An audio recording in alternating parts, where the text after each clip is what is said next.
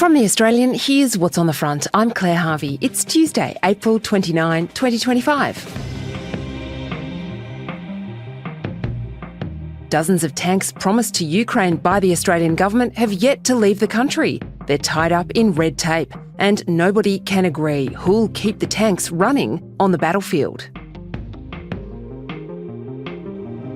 David Crisafulli forked out $200,000 to avoid a court date after a company where he was sole director collapsed. The Queensland Premier made the compensation payment for alleged insolvent trading in 2019, when he was a senior member of the opposition frontbench. Those exclusive stories are live right now at theaustralian.com.au. A papal conclave has to happen in just over a week, and the wheeling and dealing is underway. Now, a dark horse has emerged. He's the Pope's representative in Jerusalem. He speaks Hebrew and wears a keffiyeh, and he offered to go into Gaza as a hostage in exchange for the civilians kidnapped by Hamas. Today, columnist Angela Shanahan on who are the real contenders in the conclave.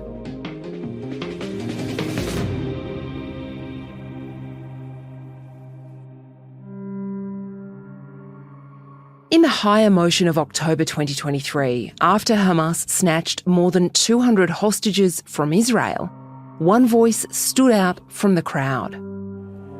Violence produces just violence. Catholic Cardinal Pierre Batista Pizzaballa, the Vatican's Latin Patriarch of Jerusalem, said, "Take me instead."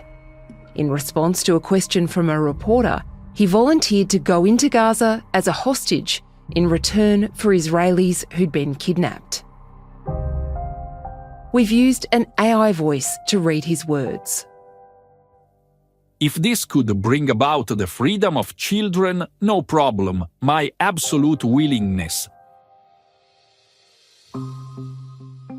Now, Pizzaballa is one of the cardinals about to enter conclave in Rome, the top secret ballot for a new pope. And there's a possibility he could emerge as the Holy Father.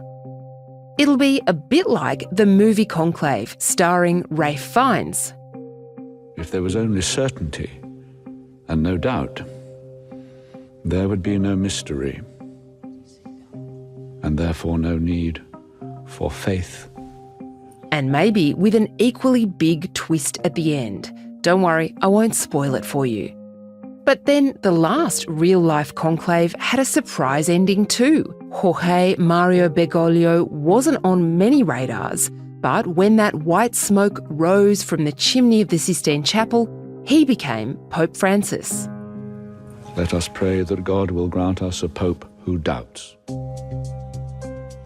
The Catholic Church really knows showbiz. The global fascination with its ancient rituals and modern dilemmas is fed by endless tableaux of scarlet robes and glorious architecture.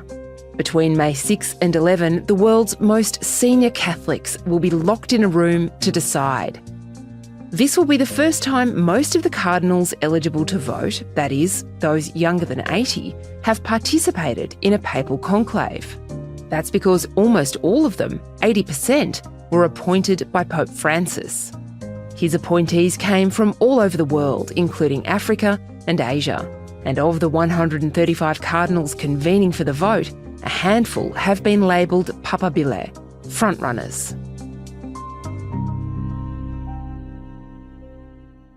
Talking about who's going to be the Pope is almost really a waste of time because I think, as Jacqueline Magnet pointed out very well in this article that she wrote for today's paper, everyone who goes in as papabile comes out a cardinal. That means basically that it's usually a dark horse. This is The Australian's columnist Angela Shanahan. Angela's got a hunch that Cardinal Pizzaballa is in with a chance. Do you think he's a genuine contender for the new Pope? Oh, yes, I do. I don't know whether the people who are thinking about the bureaucracy of the church will think he is probably not experienced enough in that part of what the Pope does. So he might not be ideal in that sense, but he is definitely ideal in the sense of being an extremely interesting, holy, and very scholarly person, a person who actually volunteered to go to Gaza. He's a member of the Friars Minor. In other words, he's a true Franciscan, and he is a scholar. He's a scholar of Hebrew, and he can also speak modern Hebrew, Arabic, Italian, of course, because he was originally Italian, and English. And I think someone like that has a sense of the more important things that the church needs than some of the stuff that people have been talking about in the media and worrying about, which I really don't think a lot of it is relevant, actually. Personally, I think that Europe's day is done for the papacy. I was asked before the last conclave, the one that voted Pope Francis in, where I thought the Pope would come from, and I said I thought he would come from South America. And the reason I said that was it's not Europe, and it is the New World, but it's also a great stronghold of Catholicism. Angela was right. Pope Francis was from Argentina, and now her other strong contender is Cardinal Luis Antonio Tagle of the Philippines. He's very popular and hugely popular in the Philippines. And another thing, and this is something they might have in the front of their mind, there are more baptisms every year in the Philippines than in Italy, France, Germany, and Poland combined. The Philippines has been very much infected by Pentecostalism. I'm just a sort of normal, everyday, old-fashioned Catholic. Find it a little bit over the top. But the Filipinos like it. It fits their temperament. It might be something that Cardinal Tagle could bring to the church and to people who rather like that form of worship. Other contenders are the Hungarian Peter Erdo and 3 possible candidates from Africa, including Robert Serra of Guinea, Peter Turkson of Ghana, and Fridolin Bisungu of Congo. I doubt very much whether they'll elect an African, because the African church is extremely conservative in its practice. I think it would be really impossible, to be frank. One thing that they do know about in Africa is persecution of Christians, particularly by the new Islamic militants in Africa, who have been giving people, particularly in the Congo, a terrible time, murdering and kidnapping girls and all sorts of things. And I think this is another reason why, to go back to Pizzaballa, he might actually have something of an advantage over the Europeans. They're all worried about Islamic fundamentalism, but they've never really experienced it. What do you think is the biggest issue the new Pope will have to confront? The persecution of Christianity in the New World, combined with the watering down of Catholic doctrine in the Old World. Another thing they're going to have to figure out is what they're going to do about China, because the church is growing in China.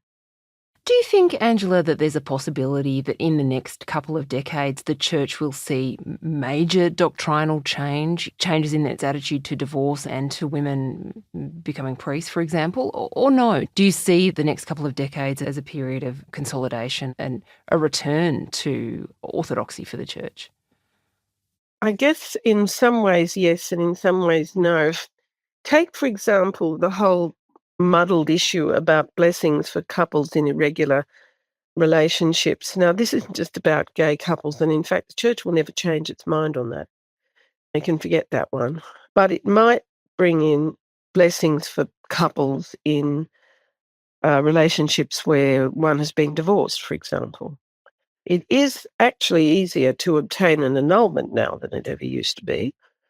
But what's different now is the whole idea about we take into account people's attitude to marriage when they marry. When I was a kid, people who got divorced simply could not remarry in the church. That was it, out, no more. And a lot of people in that situation never went back to church. They never went back to Holy Communion. Now they take into account all sorts of things. I have a cousin who's actually had an annulment. And they took into consideration the fact that she was stupid and young and went off and married this bloke who basically dumped her. And they didn't have any children. That also is quite a big factor. And what about women? Now, women are interesting. Now, the Pope apparently was quite interested in the idea of women deacons, but a lot of the cardinals are against it because they see the next step is into the priesthood. There's no doctrinal reason why women couldn't be priests, really. But on the other hand, there's an idea very strongly in the church that women have such a special role as mothers and teachers and guides that it's a different role from the priest. And it's very strongly in the Catholic worldview, you know? And what about priests being allowed to marry? That is another one. Now, interestingly, I don't know if you noticed this, but there were priests at the Pope's funeral, and one of whom had a wife. The Eastern churches have always allowed their priests to marry, but priests in the Eastern Church who marry don't become bishops. Now, there's always been a lot of argument that the ordinary parish priests could become husbands and fathers, and it might be a good thing. I don't know that it would be such a bad thing myself, but I do think it would be difficult, practically quite difficult, because they don't get paid. That's a drawback. It's not a job. Yeah. The priesthood is a vocation. Coming up, is Cardinal Pizzaballa ready to tackle the Church's very modern challenges?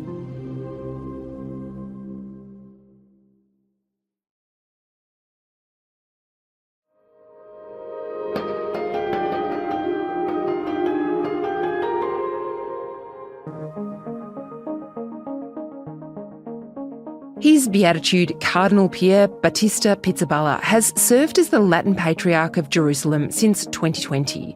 He's the Pope's representative in the Holy Land, Cyprus, Jordan, Israel and Palestine. After the Pope died, Pizzaballa made a video revealing how he met Francis. He was in Buenos Aires, and I had to go and visit the community of the Franciscans in Buenos Aires.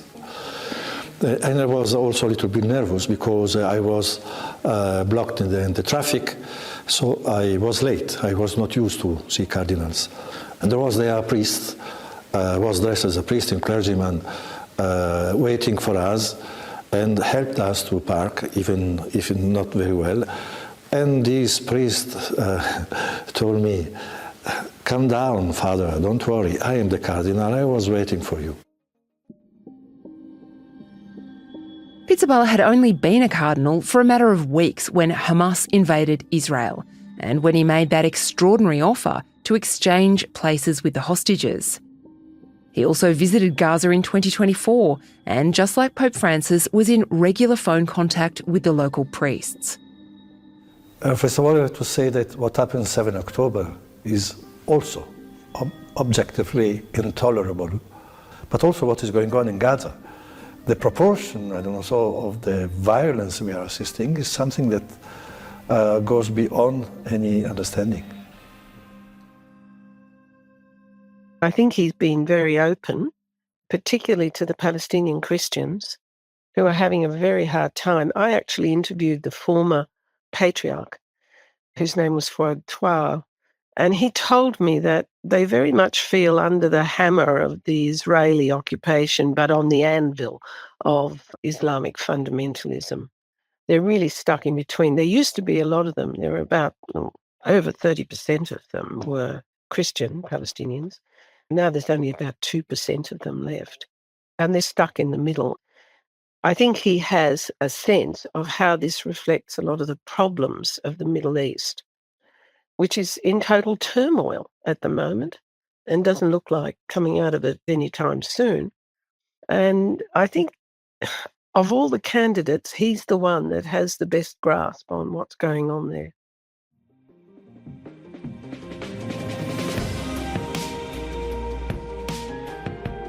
Angela Shanahan is a columnist for The Australian.